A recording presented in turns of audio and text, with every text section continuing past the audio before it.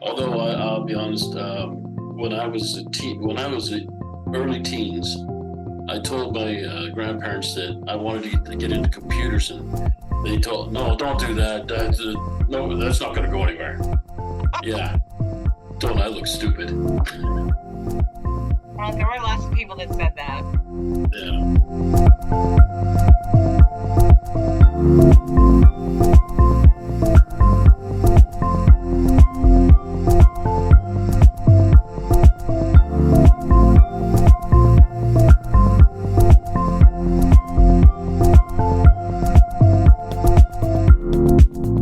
Hello, everybody, and welcome back to Dr. Melodie's Learning Bytes. Today, we're going to talk to Tracey, a former truck driver who needed to update his computer skills and move into the 21st century in order to transition careers. Tracey was concerned about returning to school and the learning process, especially in an online format. How would his classroom learning transfer to a workplace situation? We're delighted to share with you that not only did Tracey adjust to an online learning format, he also found that his people and communication skills were transferable and relevant to the lifelong learning journey he was undertaking. What I wanted to start with was what motivated you to take a Microsoft online class? Right. Okay. After driving truck for 25 years, I did get injured, and I needed to move forward in life, as it were. I kind of needed to get into the 21st century. Um, I had very little to no computer experience at all. How did you get connected with us? How did you get Um, I introduced? got I got introduced through a career counselor. Was that through your unemployment or your It was through workman's comp. workman's comp? Okay. This was obviously very, very new to you. So, what I wanted to know from you was, did you feel like you had any digital disadvantages or technology disadvantages when you started attending our classes? Oh, absolutely. Um, I didn't know much of anything. I mean, I could get into Word. I can type up a document, but I didn't know anything about editing or any of the other functions that goes with it.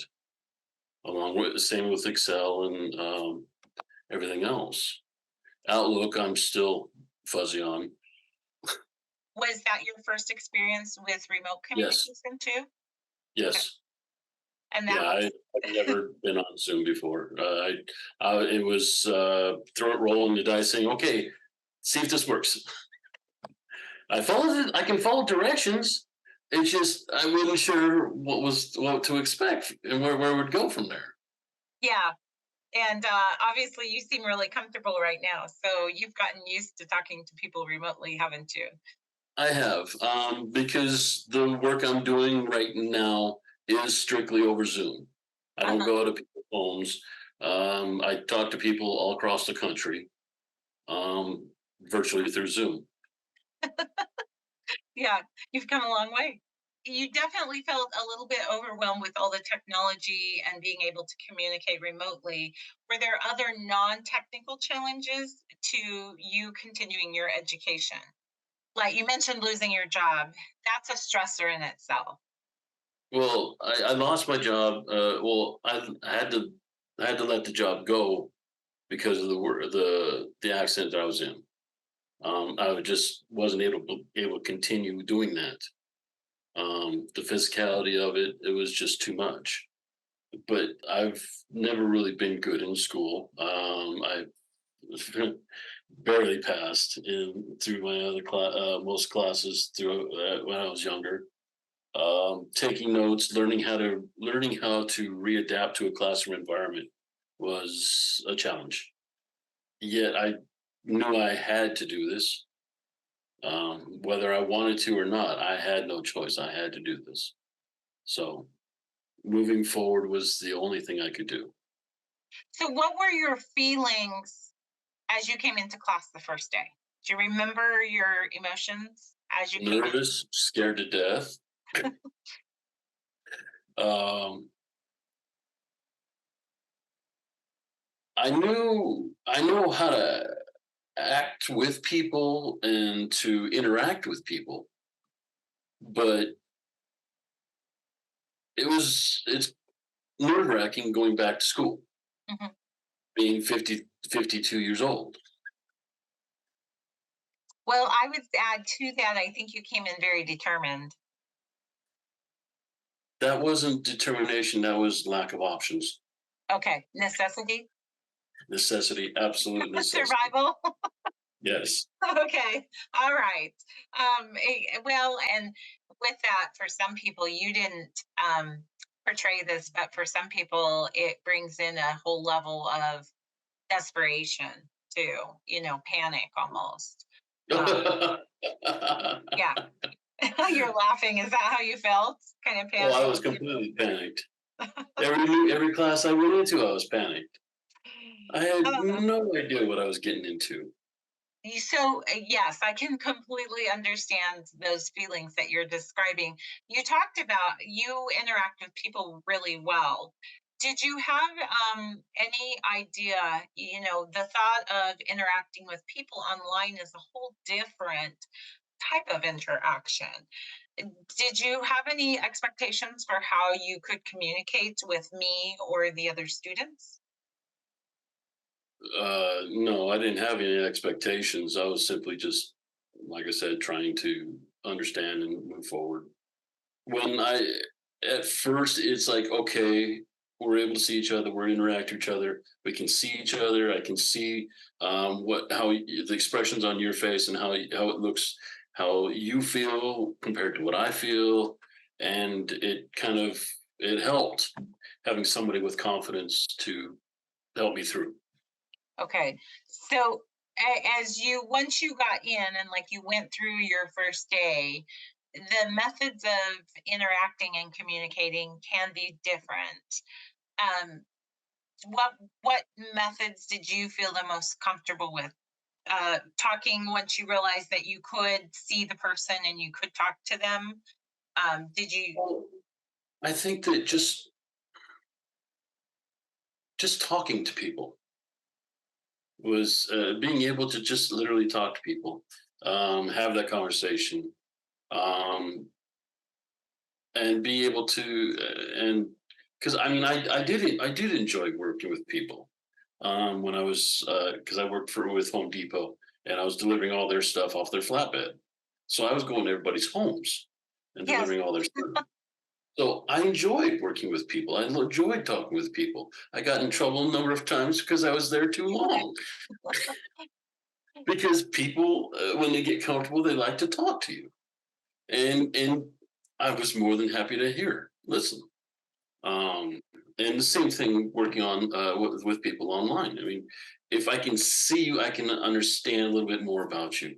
If I'm talking to you on the phone, uh, it's just a voice. I mean, they could be mad as hell, have nothing to do with you, but it comes out through their voice. Right. But whereas when we're interacting in a virtual situation, there's more to it. There's more feeling and more depth involved um, with how you go about interacting with people. Now, you mentioned feeling, panicked, scared, when you first came into my class that very first day. At Yes. the end of the first day, Mhm. did those feelings shift? Somewhat, somewhat. I mean, yeah, I was able to relax a little bit, but I'm still scared to death because I still don't know what I'm doing. I still have no clue at that point. Do you think some of that has to do with you could follow directions really well, but the panic doesn't necessarily leave because you don't know if you can do it, you can transfer the knowledge and do it on your own in a different situation. Yes, because I mean, all these places that I do apply to, I know they use a lot of these skills that I've learned, but remembering them, after You need not that. using them. I mean, if hired, I would still be bringing my laptop with me, because it had all the books and it had all the information on it. Hmm. So having the extra information was huge, monumental. It still is today. I mean, like I said, I still refer back to that information. Which that actually answers one of my other questions about how do you use methods today to find answers to something you don't know. So you're using a lot of your course, or you feel like your course materials that you got. Do you use other methods such as like Google or YouTube or? Absolutely. Okay. Absolutely. Without hesitation, am I on Google and or YouTube? Because if I can see,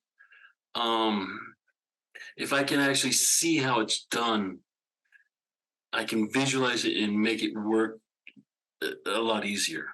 Mhm. It's nice to have those tools. When I started teaching, we didn't. Right. What advice would you give other students like yourself who would be who would be starting online classes for the very first time? Stay open-minded. Stay open-minded and just do the best you can. Ask questions.